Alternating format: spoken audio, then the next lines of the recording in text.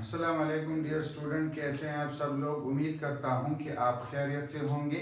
Dear student, इससे पहले हमने मॉलिक्यूलर मास के बारे में पढ़ा था कि मॉलिक्यूलर मास क्या है और ये किस तरह कैलकुलेट किया जाता है। आज हम फार्मूला मास के मुतालिक पढ़ेंगे कि फार्मूला मास क्या है और ये किस तरह कैलकुलेट किया जाता है। डियर स्टूडेंट, इससे पहले हम पढ़ चुके थे कि आयनिक बॉन्ड के ज़रिए आयनिक बॉन्ड होता है। आयनिक बॉन्ड में क्या होता है, आयंस के दरमियान यानी आयंस के दरमियान अट्रैक्शन होती है, बॉन्ड होता है। आयंस के दरमियान अट्रैक्शन होती है और बॉन्ड्स बनता है। ठीक है, जिस तरह Na पॉजिटिव और प्लस Cl नेगेटिव से हमारे पास NaCl जो है वो क्या होता है, बनता है। और ये एक क्या है, आयनिक कंपाउंड है। ठीक है, आयन फिर हमने कहा था कि ये क्या है, ये फार्मूला यूनिट होता है। ठीक है, फार्मूला यूनिट यानी आयनिक कंपाउंड का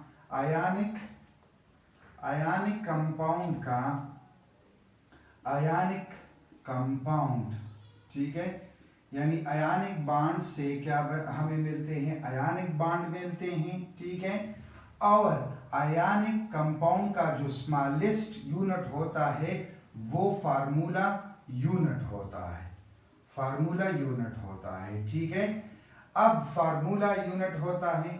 अब मॉलिक्यूलर मास क्या है, यानी इसी फार्मूला यूनिट का अगर आप क्या कर ले, मतलब मास कैलकुलेट कर ले, तो उसको हम क्या कहते हैं, फार्मूला मास कहते हैं। ठीक है, तो डियर स्टूडेंट, समरी ये हो गई कि आयनिक बॉन्ड होते हैं, आयनिक बॉन्ड के जरिए हमें आयनिक कंपाउंड मिलते हैं। आयनिक कंपाउंड का जो स्मॉलेस्ट यूनिट होता है उसको फार्मूला यूनिट कहते हैं।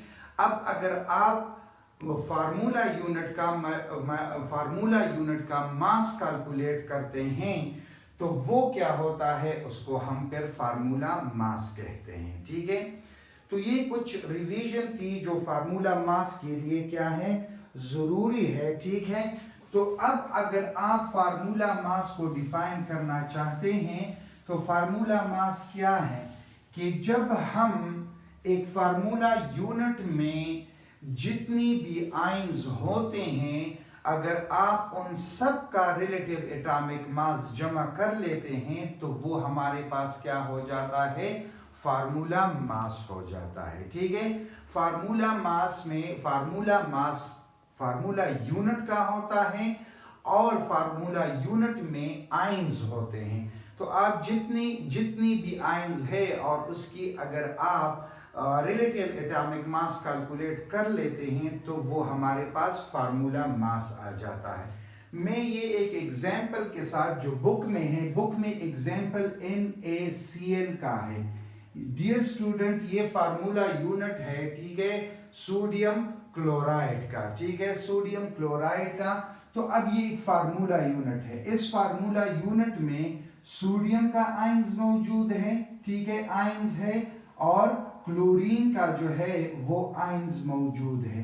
ठीक है, जब आप इन सब के क्या करते हैं, रिलेटिव एटॉमिक मास को जमा कर लेते हैं तो हमारे पास क्या आ जाता है, फार्मूला मास आ जाता है। ठीक है, जिस तरह इसका है 23 AMU।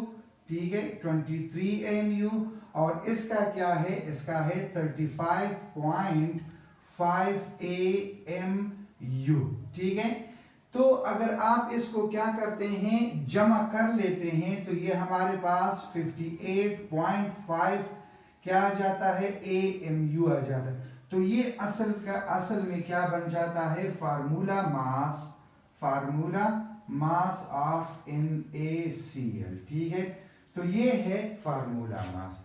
तो formula mass in short words, when you sum all the relative atomic masses of ion present in a formula unit, you get a formula mass। आपके बुक में एक दो एग्जाम्पल और दिए गए हैं। एक एग्जाम्पल है हमारे पास किसका, एक एग्जाम्पल है हमारे पास NH4O2CO3।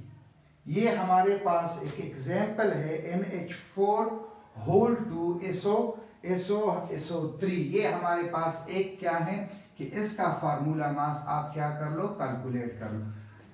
डियर स्टूडेंट, सबसे पहले आपने फार्मूला यूनिट में क्या करने हैं, एटम को मतलब कैलकुलेट करने के एटम इसमें कितने हैं। ठीक है, इस पूरी फार्मूला यूनिट में नाइट्रोजन जो है, नाइट्रोजन के ठीक है 2 आयंस हैं, 2 आयंस हैं, और नाइट्रोजन का जो रिलेटिव एटॉमिक मास है वो 14 है, तो ये क्या आ जाएंगे 28 आ जाएगा। ठीक है, अब क्या है, इसमें हाइड्रोजन है, तो हाइड्रोजन का इसमें टोटल कितने आयन हैं, 8, तो 8 आयन हैं। ठीक है, और इसका हाइड्रोजन का एटॉमिक मास 1 है, तो 8 को हम 1 के साथ क्या कर लेंगे, मल्टीप्लाई कर लेंगे, तो ये 8 आ जाए। सल्फर क्या है, सल्फर हमारे पास, सल्फर के कितने हैं, सल्फर के हैं हमारे पास एक है, एक आयन है, और सल्फर का एटॉमिक मास जो है वो 32 है, 32 मल्टीप्लाई 1 32 आ जाए। और फिर ऑक्सीजन क्या है, ऑक्सीजन के इसमें हमारे पास 3 आयन है, और इसका जो है आयन है, ठीक है, इसका जो है 3 आयन इसमें मौजूद है, और एटॉमिक मास इसका 16 है, तो 3 मल्टीप्लाई 16, तो ये हमारे पास क्या आ जाएगा 48 आ जाएगा। ठीक है, 48 AMU। तो डियर स्टूडेंट, आपने देख लिया कि इस फार्मूला यूनिट में जितने एटम्स मौजूद है, जितने एटम्स मौजूद है, उसका सारों का हमने रिलेटिव एटॉमिक मास उसके हिसाब से कैलकुलेट कर लिया। अब इसको हम क्या कर लेंगे, सम अप कर लेंगे। तो जब हम इसको सम अप करते हैं तो इसका फार्मूला मास 116 AMU आ जाता है। तो ये क्या है, ये एक और एग्जांपल है फार्मूला मास को कैलकुलेट करने के लिए।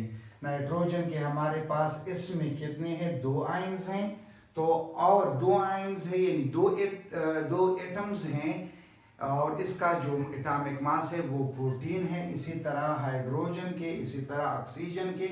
तो आप उस फार्मूला यूनिट में जितनी भी आयंस होते हैं, ठीक है, अगर आप उसका रिलेटिव एटॉमिक मास क्या करते हैं, 8 कर लेते हैं, तो वो उसका क्या आ जाता है, फार्मूला मास आ जाता। आई होप कि आपको फार्मूला मास की अंडरस्टैंडिंग हो गई होगी और आपका कंसेप्ट क्लियर हो गया होगा। इसके बाद भी अगर कोई क्वेश्चन रहता है तो आप मुझसे कमेंट सेक्शन